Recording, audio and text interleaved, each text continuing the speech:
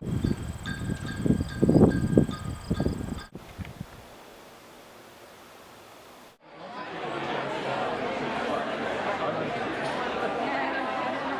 know why we're here and how important this is. There are people here from Natwashish to Fogo to Yarmouth, jusqu'à Saint-Quentin et à la péninsule acadienne. Horses that us poor Maritimers do. So next time... I had the perfect life in Alberta. I had an honors degree in philosophy. I went and got an after degree in education. I was a teacher, I was a rancher, I got to ride my horse on the weekend, work on the cattle and teach, and I had the perfect life. But I was concerned about the future of our communities. Chambers of Commerce always preach to people to shop locally. And we know that's very important because every dollar spent in a community touches 7 other hands before it leaves. It's an economic principle. It's spent 7 other times. That's what helps generate business in the community. Every dollar spent out is gone for good, right? But oftentimes we, as members of the community, completely undermine our own success. There's 3 phases to a business opening in a community. Now, the longer you've lived in the community, the more likely this is true, okay? If you're relatively new to the community opening a business, I'll get to you in Chapter 11 on outsiders and immigrants. But right now, if you've lived in your community your whole life and you open a business, these are the 3 phases you go through. Phase number 1, you open your business. And then everybody in the coffee shop says, what a stupid investment. I can't believe they would put all their money into that. They're never going to make any money doing that. They're going to go broke. Why would I buy my stuff from there? Because where am I going to get my parts and supplies? This is ridiculous. And they sit around the coffee shop and tell each other, you shouldn't buy there because that's a ridiculous business. They're going to go broke. What a stupid person. Phase number 2, the business is hanging on, maybe even becomes prosperous. And then everyone in the coffee shop, which, by the way, is the most evil place on earth.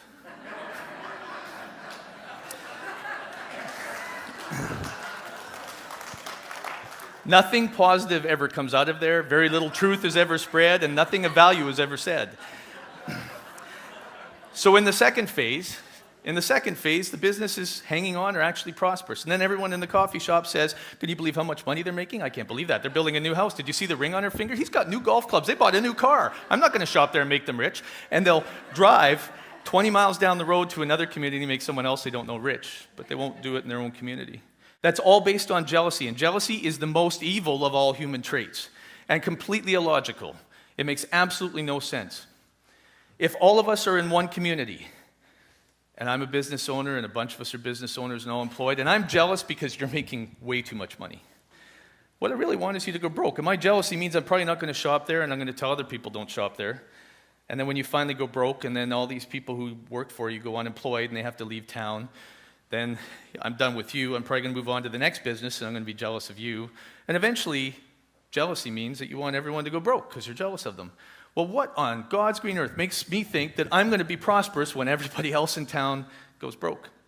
It's illogical, it's irrational, and jealousy alone can kill your community. Some communities actually say, well, the logical argument for not doing something is that they've never done it before. Mm-hmm. But Einstein, or I think it was Einstein, had said, doing the same thing over and over again and expecting different results every time is a definition of insanity. Mm-hmm. So you've got to get beyond doing the same thing over and over and find new ideas. You don't have to invent them right from scratch. I mean, there are examples of success from communities all over the country, and it's easy to find one that's similar, a community that's similar to yours, and find out what they've done and apply it. And that's critical if you're going to be successful.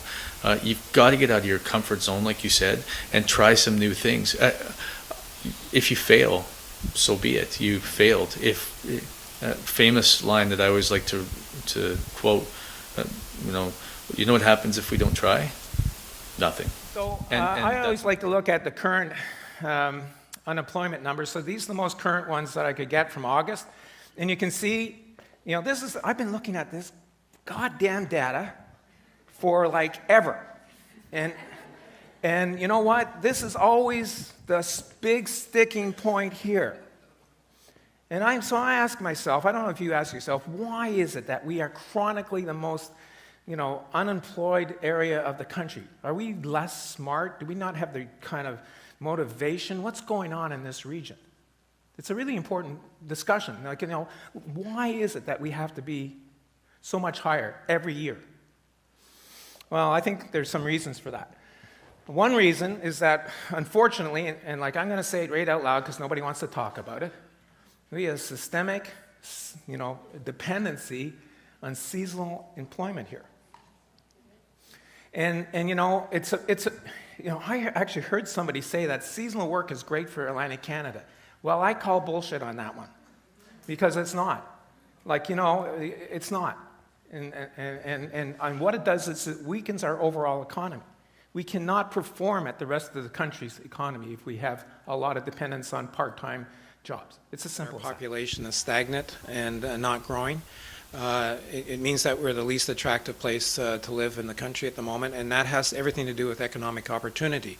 And so I think the discussion is always good to figure out how we do things differently to change that reality. And if we don't get our economies growing at least the national sort of average over the next 10 years or so, I think that we're going to lose more population. It's going to make it more difficult for us to make sure that this is a decent place for people to live. And this will be the challenge for this conference. Who's going to take the lead of taking those ideas and trying to translate them into some sort of action that will make a difference? Because it's all very good to have the discussion and to have the good ideas come out, but and people feel good for a while, but if there's nothing that comes of, there's no legacy that comes out of this, it will just be another discussion that goes nowhere. So we're good at that in this region.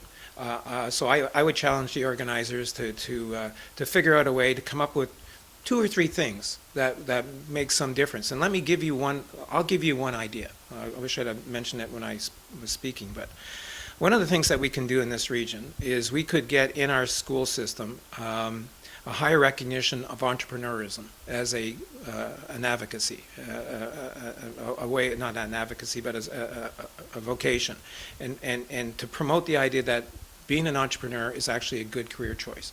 And when you grow up in a small place and you move away, and I moved away because my mom was sick and tired of driving over the old gravel road, and she was like, there's no work here. I got to leave. So we moved to beautiful Mississauga, Ontario, suburban gorgeousness, and taking the bus, lots of malls. Oh, it was so bad. So anyway, we moved away, and I spent my time, like from about 14 onward up to 20 plus years in Ontario. But every year, I was always going back to Burlington, always going home, just because I love it so much. You have a connection with place. And so one year, as I got older, I went home, and I was like, man, I love this place so much. I would love to own a little piece of this place somehow, buy a piece of property. Turns out the school that I went to, that Jen went to, that we all went to, was up for sale. It was falling down. It was a building much like this church over here. It's falling down. Nobody was in it for a long time. What are we going to do? So I bought it for $2,700, right? And, this is a cool little piece of property. So I sat on this piece of property for a while, didn't know what I was going to do. And by now I'd moved to LA, and I'm acting, and I'm doing all this, fun stuff that was up and down career, but I was doing fairly well. But my time was spent elsewhere, and I knew, okay, I'm not going to be living in Burlington anytime soon, but I have this property. What am I going to do with it? By now I'm a storyteller, I'm a filmmaker, I'm involved in television, and I thought, wouldn't it be cool if I built my own place, but maybe we build something there that's green, off the grid, environmentally sensitive, and we do a documentary film about it. Wouldn't that be cool? Well, when we started looking at sponsors and trying to get people involved, I started feeling bad about the idea of yes, why don't you give us all your money in lumber so Sean Majumder can build his own house and do a movie about it and get David Suzuki down there and hanging out and eating pot brownies and hanging out in Burlington, That's David Suzuki. He's great. No, I'm kidding. But so anyway, I said, well, why don't I do something? I've been trying to bring people to Burlington for years, but every time I bring people home, there's the same story. There's nowhere to stay, and there's nowhere to eat. So I thought, let's do something that I can, on this property, instead of building something for me, why don't we answer that question? There's a need that needs fixing. Why don't I do something about it? Doing this project in Burlington, which is basically rejuvenating or juvenating a community through tourism by providing places to stay and places to eat is the long-term goal. But really, it's all about building social businesses, small businesses within the community to help the place create a microeconomy there. So it's my pleasure. And this Georgetown Conference is so important in terms of bringing all the like-minded people together. And, you know, I think I'm all about story. And I think that the Atlantic Canadian story for so long really has been a bit of, you know, the rest of Canada's got the boot to the throat of Atlantic Canada. And you guys are, you know, your have-not world. But that narrative is changing, and it needs to change. And by Georgetown Conference coming together with this idea of, you know, supporting and building rural, that helps build confidence in Atlantic Canada, because the majority of Atlantic Canada is rural, right? Majority of Canada is rural. So it's not only for Atlantic Canada. I mean, the Georgetown Conference specifically is, but the model can be replicated elsewhere. And then they came the next year and they brought their bike and their family. And that has made it connections. We talked many times about the people and how important people in our community are. So in a couple of weeks, a group of us from our own area are going to get together, and we're going to see what we can do about working together and staying in touch with everybody that we've met here. It was such a welcoming conference that every time you sat down with new people and heard interesting stories. Every area has to identify what it is and be specific about it, and then it really just takes hard work from there to push whatever ideas you think are going to work for your own community and make it happen. One of the most fabulous conferences I have ever been on. I have been on many, many conferences over the years, many conferences. And this spot has to be the most positive, thought-provoking. And I think the fact that we have people here who really appreciate rural Atlantic Canada. And we have so much to offer, and we are, yes, economies are, we're having trouble with those, but you know what? There's so many good ideas leaving from here that we're just going to burst forward and do good things. Small community. We don't have a municipality, so the funds itself. So donations are going to be key.